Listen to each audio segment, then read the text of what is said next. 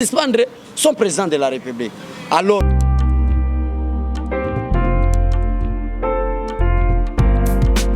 Ilonga mbote na bandeko nyonso balandaka biso tozana journaliste moko pro otolingi tosola bino la situation politique vraiment naza malamu en bonne santé ka ndenge au rythme du pays ndenge facha zo memela mboka.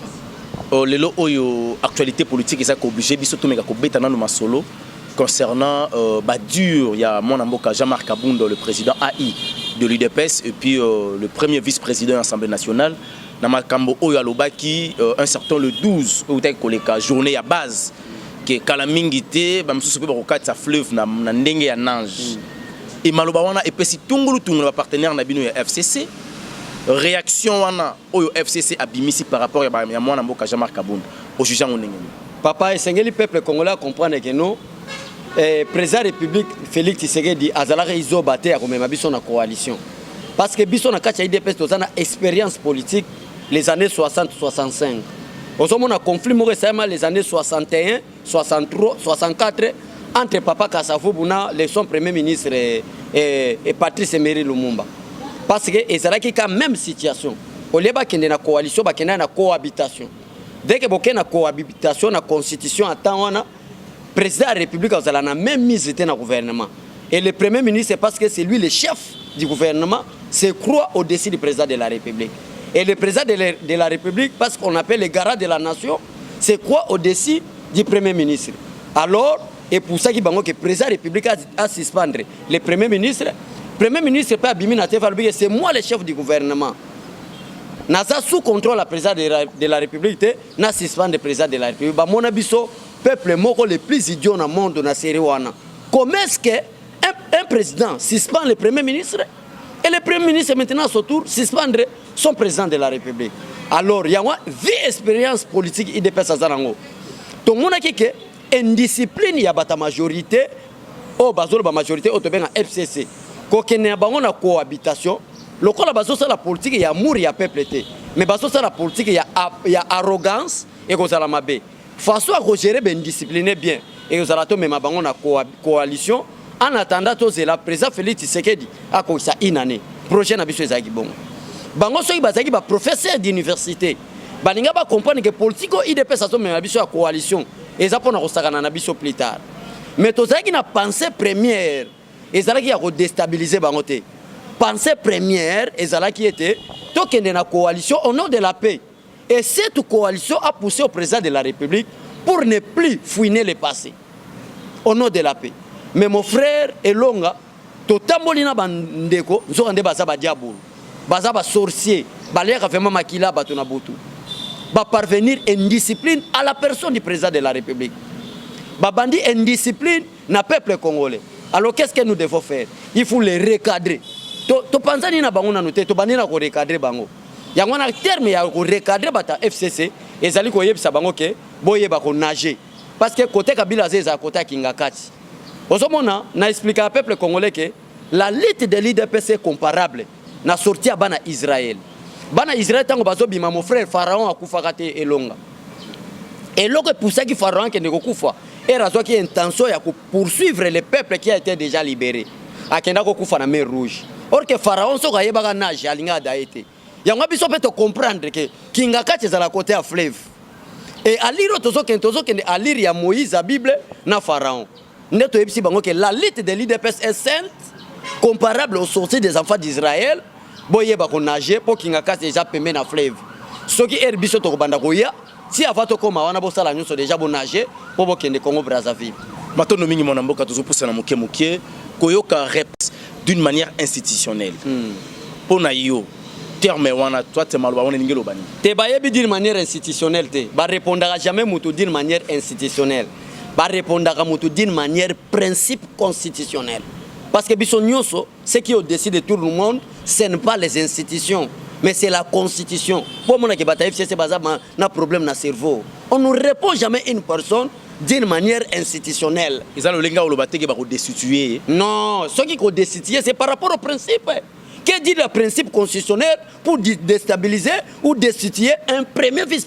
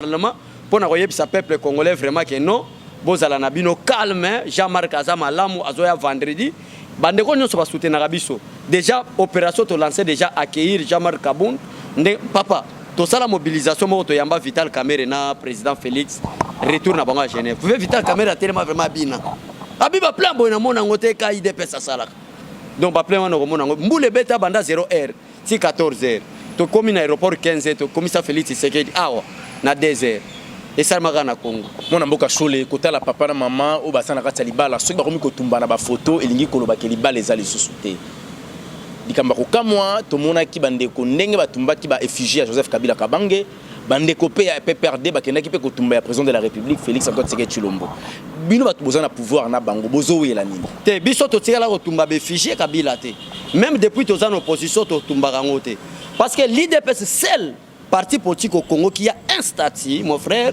et un règlement d'ordre intérieur. Si on a un statut, on a un ministère intérieur, et c'est non violent. Mais maintenant, il bakataki befigie à Joseph Kabila, qui retour à Joseph Kabila dans la scène politique. Bato bakataki za bato bayemba ke Rwandais zonga na mboka nayo. C'est le peuple congolais.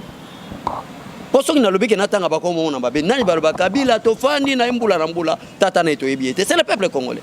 Bangonde basiliki bakati comment est-ce que muto to ebinda kuna bango na limité résidentiel papa ne komone Tshisekedi wa Mulumba maman ne komone maman Marthe Kassal aza muta province et à Kasai oriental territoire akabe ya Kamwanga village à Mupumpa to yebi ndenge botama comment est-ce que muto mo origine to yebi ta sakana ne peuple congolais bimana balabala batumba be Vichy ezaki ba combattre IDPS mais par contre o esalemina o Katanga en présence du gouverneur l'inspecteur provincial de la police, le directeur provincial de l'ANR et de la DGM.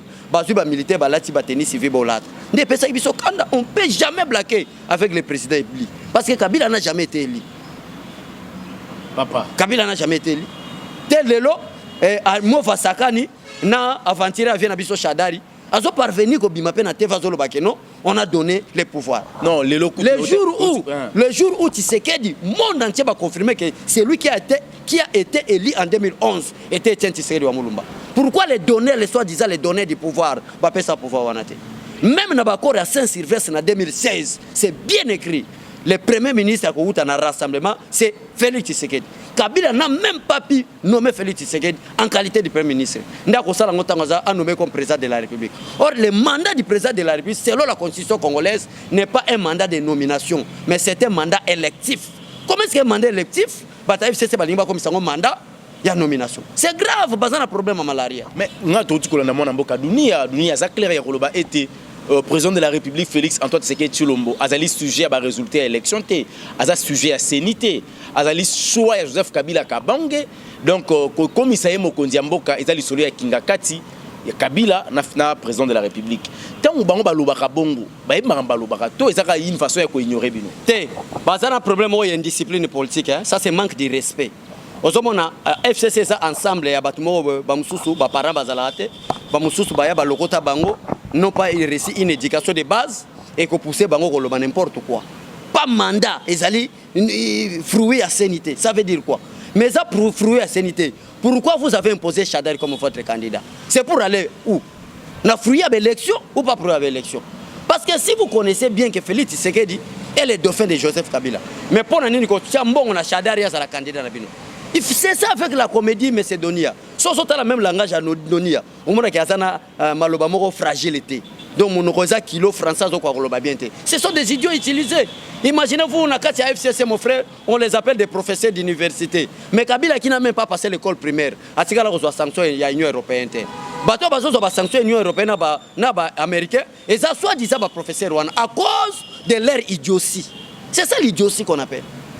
Tokomo chité muke mon amboka nanza na posa tous moins éclaircissement pour na bimboka ba kolanda yo makambo oyo etali bolingo to pelo boyo kanina bino ya FCC cash sika awa bokomi na niveau ceux qui bazu éducation malamu ndenge to lancer opération poso kolani maloba Jean-Marc alobi que non na lancer opération tozo c'est la bateau ba ko attaquer ceux qui bo attaquer Antoine Andimite ke bata FCC ba koko ba fêter na biso mais ceux qui bazu discipline to fêter ensemble discipline to fait ensemble mais ceux qui te comprennent que indiscipline ils ont continué mon frère Ndimelanga ils ont passé pour moi le 31 décembre parce que tous a blindé toza machine politique bango bazoloba ke cette fois-ci soki bino bo oser ba royamba la mona nzoto bino bozoloba ke soki bango ba oser mais bango déjà ba oser akoloba ke Jean-Marc Kabound étant que le président a UDPS a retiré malobana et puis donc a pardon yango zo mona jamais appelé alobike na kotiko retirer malobana ba ventirer Kabila bomi biso le 26 novembre 2011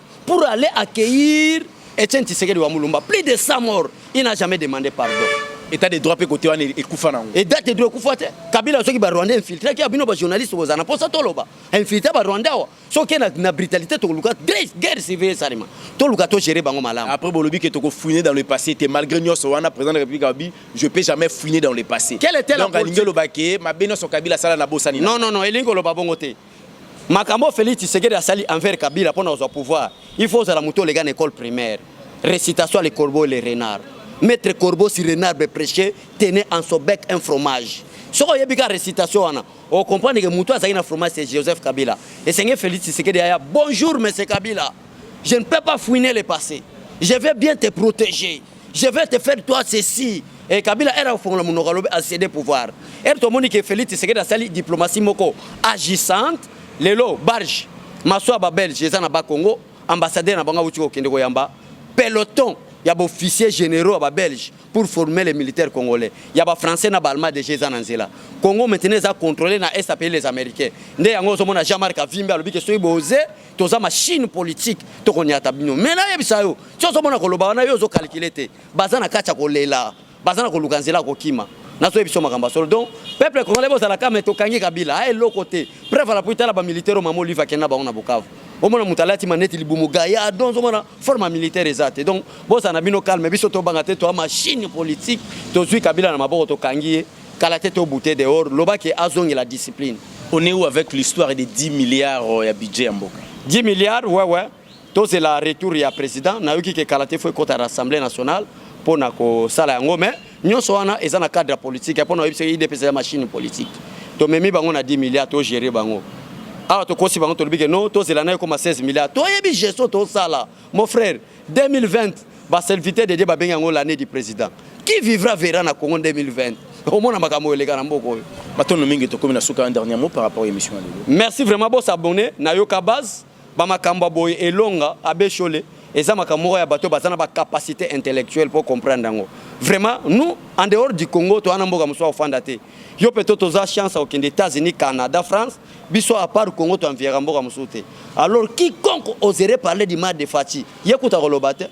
Au monde biso vraiment jour wana. On sentit que derrière Félix Tshisekedi, il y a aussi des gens qui sont très indisciplinés. Mais on n'est pas indisciplinés. Mais to relate indiscipliné abino poto kokana, to se répondre. Donc vous allez belé vendredi na Tongo na aéroport. To yamba Jean-Marc Kabound to ke tike na parlement to tala sikoyo motion de défiance na obimanango.